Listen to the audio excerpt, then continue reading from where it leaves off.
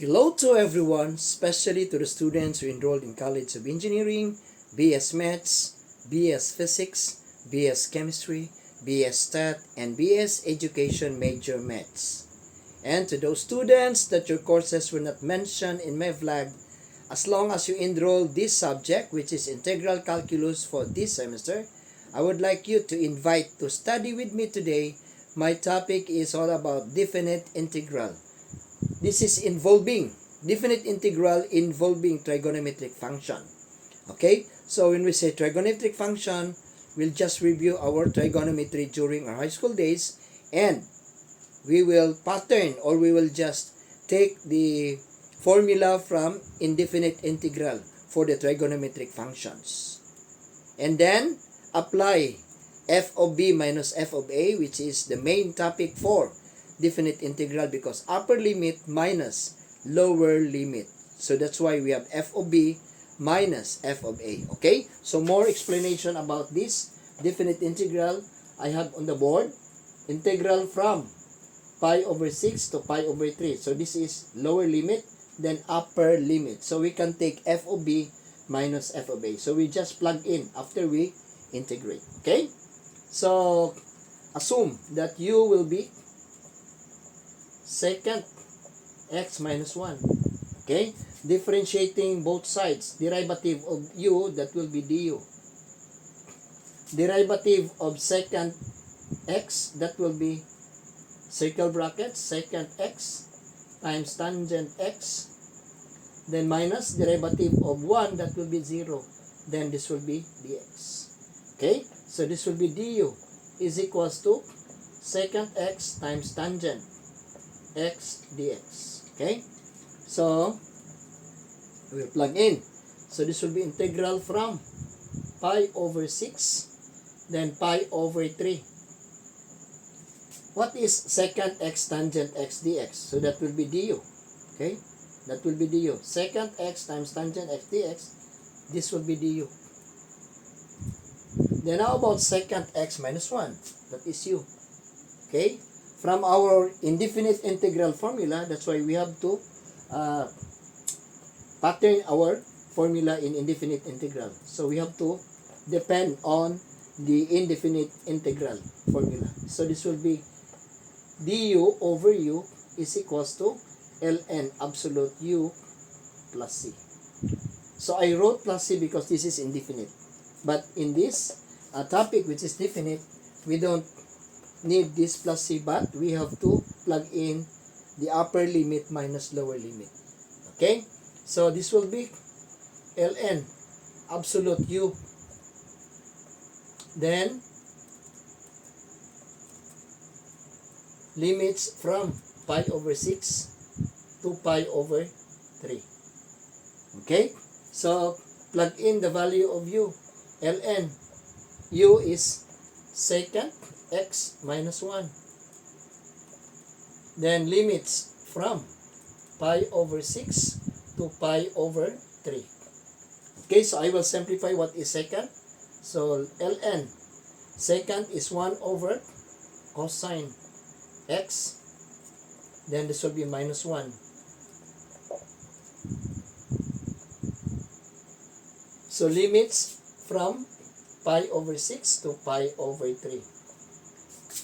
So let us take first cosine pi over 3. Cosine pi over 3, that is 1 over 2. Then how about cosine pi over 6?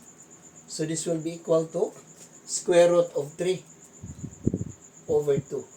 Okay, to check this, use your scientific calculator. So this will be ln absolute 1 cosine x, that will be cosine, so this will be cosine pi over 3, then minus 1, I'll just make this one as square brackets, close with square brackets also, then minus, because this is f of b. So take note, f of b minus f of a. So this is our upper limit. This one is lower limit, LL. Okay, so this will be square brackets. 1 cosine pi over 6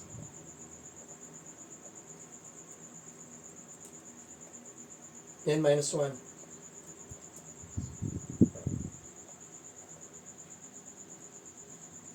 then absolute symbol. So this will be ln absolute 1 over 2 then minus 1. Sorry, it's not. So I will use circle brackets instead.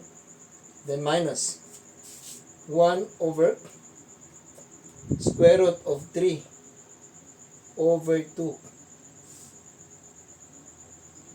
Then minus 1. Circle brackets also. Then symbol of absolute value. Okay?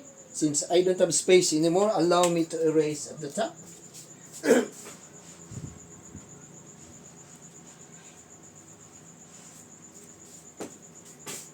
Just follow the arrow.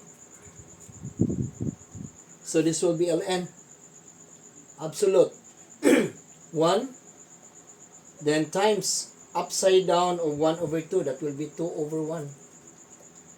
Then minus 1. So this will be circle brackets. Okay. Then minus circle brackets 1 times 2 upside down of 3 square root of 3 over 2, that will be 2 over square root of 3. Then I will rationalize, or later, okay, so that you will not be confused. Okay, 1, then absolute symbol. Then I have now ln absolute 2 minus 1, right? Then minus circle brackets 2 over square root of 3. So this is the time to rationalize the denominator. So multiply square root of 3 both numerator and denominator. So that is how to rationalize the denominator. And then this will be minus 1. Then absolute symbol.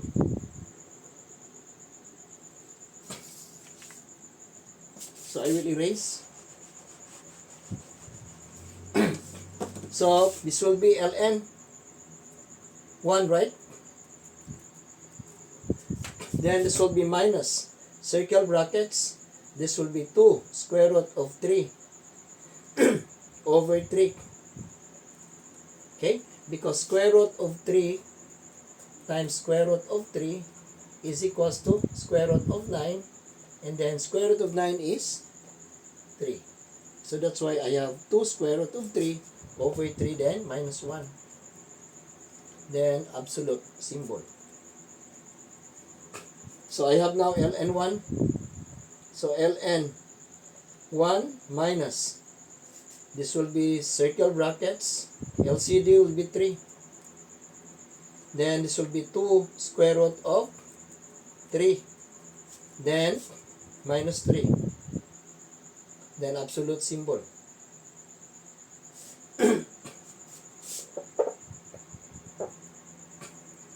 Just take the LCD and then divide by 3, that is 1 times 2 square root of 3, that so I come up with 2 square root of 3.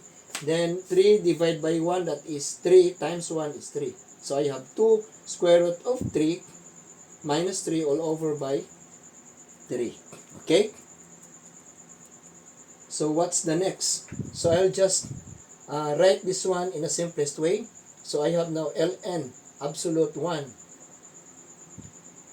Then minus ln absolute. This will be 2 square root of 3 minus 3 all over by 3. Okay? This is how to write individually. So ln 1. So note that ln 1 is equals to 0. So this will be, or I'll just write in here, this will be equal to, this will be 0. So I have now negative ln absolute 2 square root of 3, then minus 3, then over 3. Okay? Since I have negative, so I can write this one as positive. Then I will do this one as circle brackets, 2 square root of 3 minus 3 over 3. Then this will be raised to negative 1. Absolute. Then, since this is negative, so I will use index law to make it positive. So ln, this will be 1 over 2 times square root of 3 minus 3 over 3. Okay? Okay? Since I don't have space, so allow me to erase this portion at the top or in here.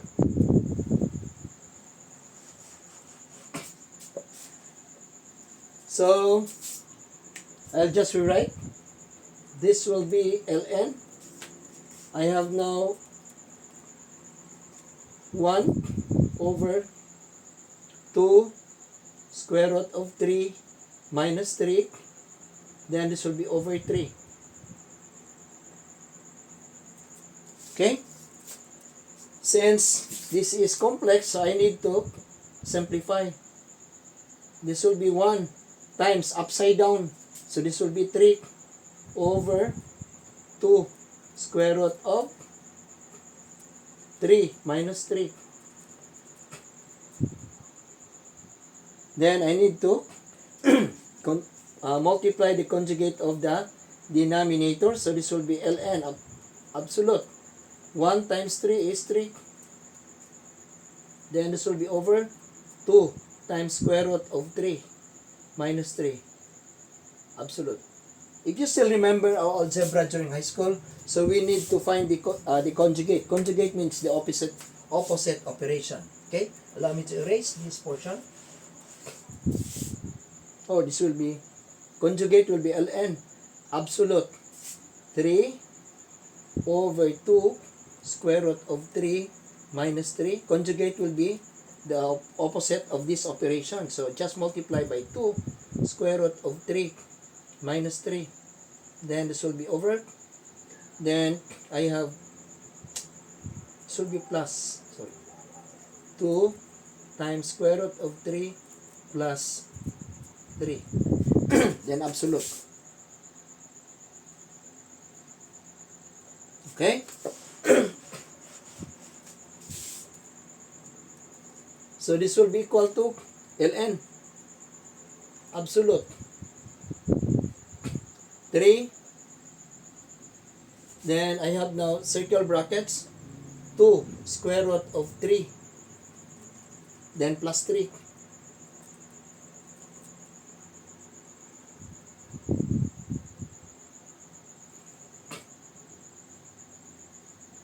Then multiply.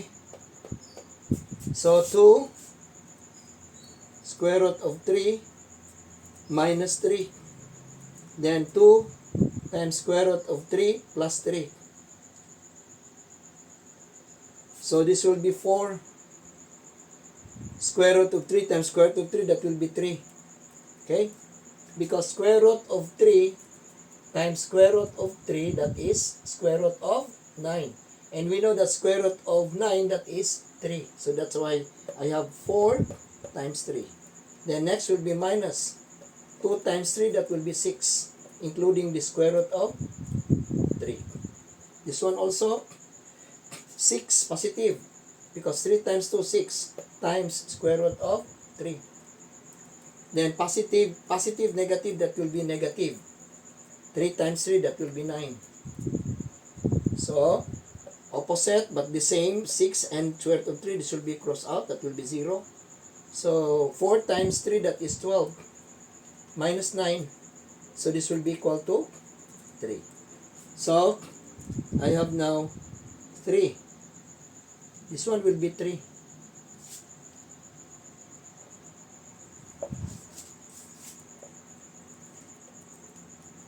So, cross out 3. So, I have now ln absolute 2 square root of 3 then plus 3. Or, to make a simple or specific answer will be ln absolute 3 plus 2 square root of 3.